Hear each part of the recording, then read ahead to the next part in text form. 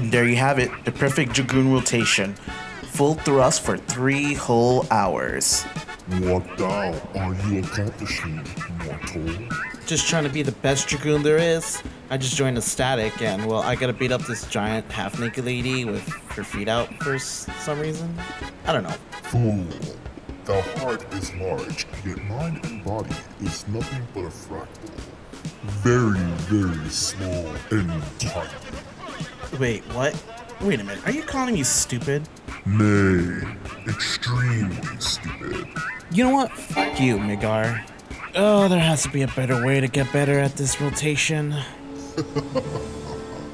Perhaps another path calls for you.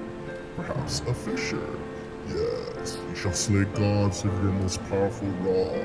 The longest, most girthiest, powerful rod. Oh, shut up. Oh, gosh, shut up. God damn it. Shut up. Jesus Christ, no wonder Bahamut has some serious issues. I would too if you're my dad. Wait, what? Nothing.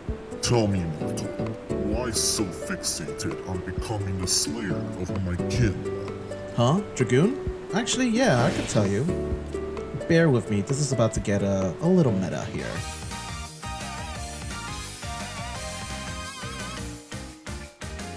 The year is 2006. I just saved up my allowance of $50 to go to GameStop and pick up my yearly video game. I was poor as hell, my family couldn't afford it, and I'm 14 years old, so we only get one video game a year. It's like Christmas outside of Christmas. I was looking around on what to buy for my Game Boy Advance, and 2 particular games caught my eye. It was magnificent. The unusual box art, just how minimalistic it looked, and yet somehow those character designs just got me intrigued. Like, what kind of game is that? The way they're drawn that way. I mean, compared to most video game covers of the time, something about this was just so simple yet so attractive to me. Also, for some reason, they just have a bunch of V's and I's, and my stupid 13-year-old brain just couldn't comprehend them at the time, so I don't know, I just snatched them up.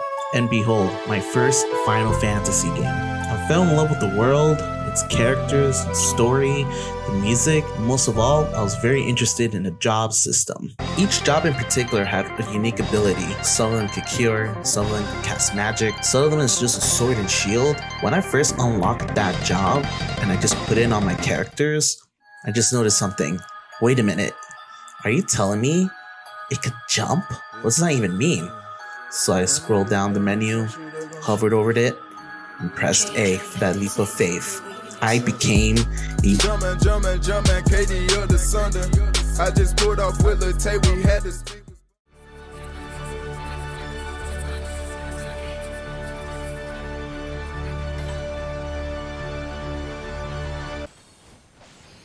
How did you know that I main Dragoon?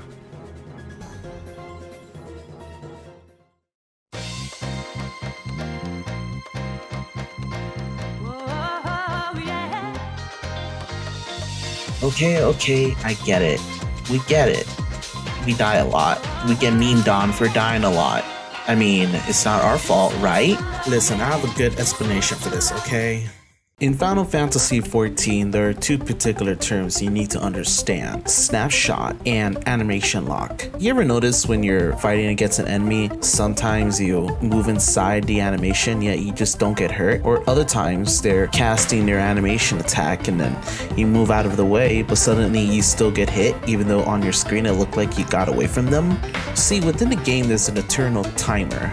A tick when the server checks on the current state of the game.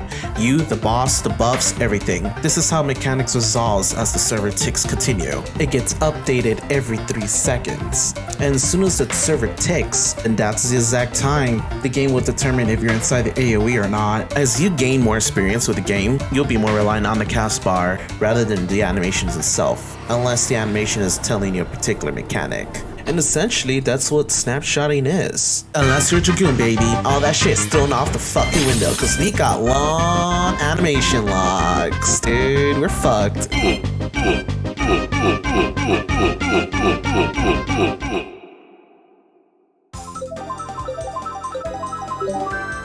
All the jobs are cool and all the jobs are valid, and you could play whatever the hell you want. That's the point, right? Thing is that when you start as a Lancer, you get a huge perk for starting as a Lancer. How, you say? Well, lore, dude. Actual setup lore for a huge major character that most people get to miss. Specifically, Estinian. Everyone knows Estinian.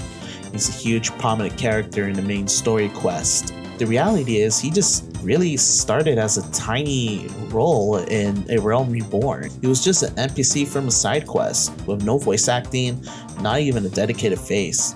He was just some default Elysian dust white in the level 50 Dragoon gear. But just because I was a Lancer, I got to meet that version of Estinian before you even meet him in Heavensward. You get this setup and this build up to eventually meet him, and when he gets proper development in Heavensward. He's one of my favorite characters because I got to see him become developed much farther along if I was a Dragoon before Heavensward. I remember being level 30, just excited to unlock Dragoon for the first time, and the very first quest, there he is, you just meet him. You know what? Hey, who man is this? Get this stupid, dumbass, goofy, tall-ass, stupid motherfucker out of here, jumping stupid-ass Estinian. Get this piece of shit. Wait, hold up. Nidhogg. Eyes? What? What the hell are you talking about, dude? Wait, what? It's actually a setup for the expansion you have yet to experience. Like they wrote this and planned this before they even announced the expansion. What are you talking about, lore? Yeah, dude, lore. Also, the best part, you actually get to fight him one-on-one. Dragoon el Draguno, el mano el mano. And the best part, when you actually start Heavensward, you get extra dialogue for completing the Dragoon job quest line. He actually recognizes you and just say extra things to you, and that's amazing. That's just like a giant award for just being a Lancer at the beginning. Still, when you first meet that jerk and you fight him, learn his tragic past, fighting with him, fighting as him, see him slowly become a sign of the 7th Dawn, seeing him in that intro in CGI, and yet he started as an NPC with no dialogue. I mean, how could he not be my favorite character?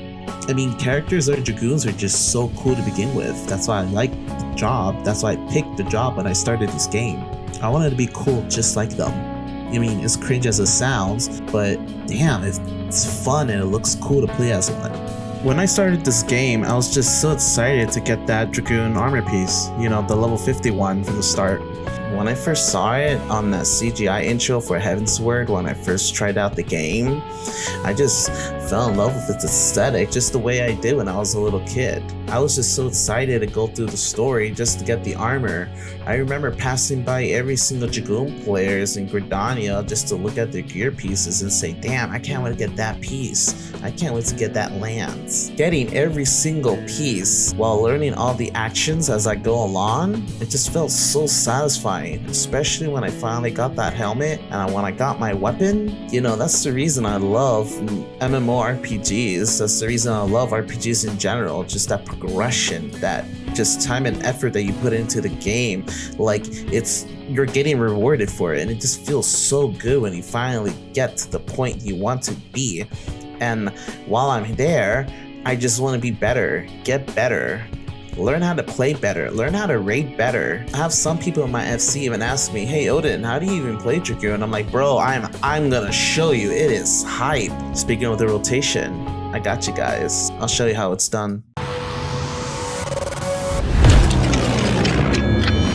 First of all, I want to preface that this is not an in-depth Dragoon rotation tutorial. Nothing crazy, nothing overly statistical. I want this to be a high-level, over-the-hood expedition of the rotation, even if you're not a Dragoon main. Hell, even if you've never even played this game before. I want this to be fun to watch and not bore you guys. Without further ado, here we go.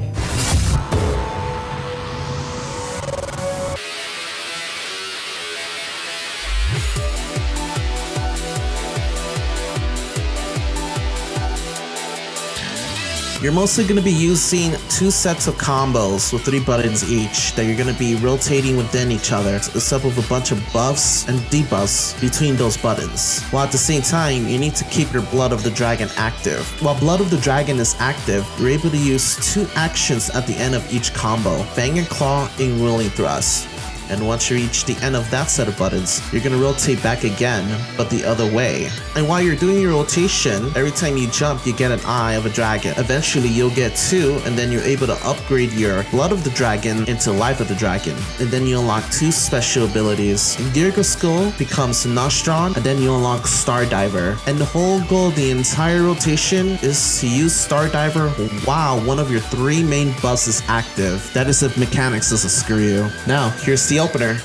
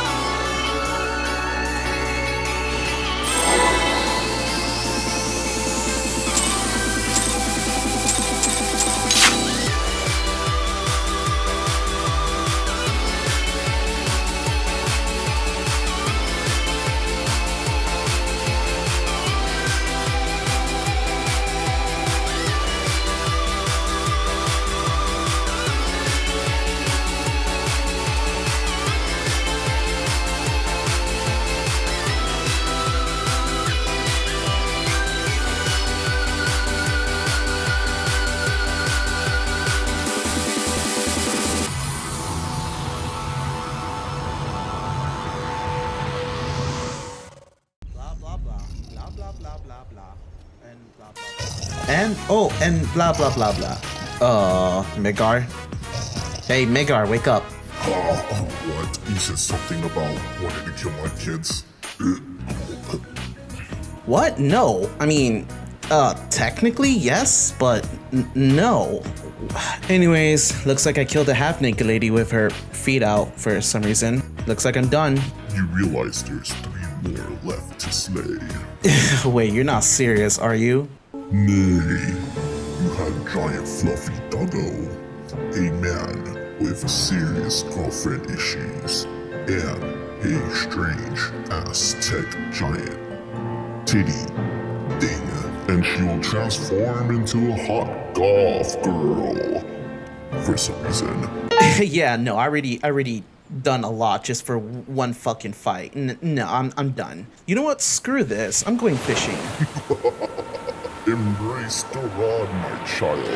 Embrace the rod. Hey, hi guys. Wow, we're here. We made it. Hey, what's up, gang? So, first of all, I'd like to say thank you so much for watching. You know, I really appreciate it for you sticking this far. Did you know that this video almost took me like a whole goddamn month to finish? Like, you know, I have a full-time job, and every time I come home from work, all I do is work on this video because I'm just so passionate about like creating content for you guys and entertaining you guys and streaming for you guys. And you know, my dream will be to do this full-time someday, and with your help that could be possible. See, I just launched a Patreon, and I also launched a Discord for the first time, and well, I want to start building a community. I want to see what classes you guys want me to make videos next. Like what's your favorite class? Tell me the most popular one. That'll be the next video. But you know what? It's just not enough for my dream to come true. I want all of your dreams to come true. I want you all to be happy. I want you all to just take care of yourselves. You know, if you have that job that you hate, I want you to quit it. If you have that girl that you're just interested or talking to, just go for it, dude. Like, life is too short. Just go for it. Like, make that Shia LaBeouf dream real, dude. It's a meme, but he's kind of right. Just do the thing. Just start, create, live, love, take care of yourselves. And the number one thing I also want you to do, I want you to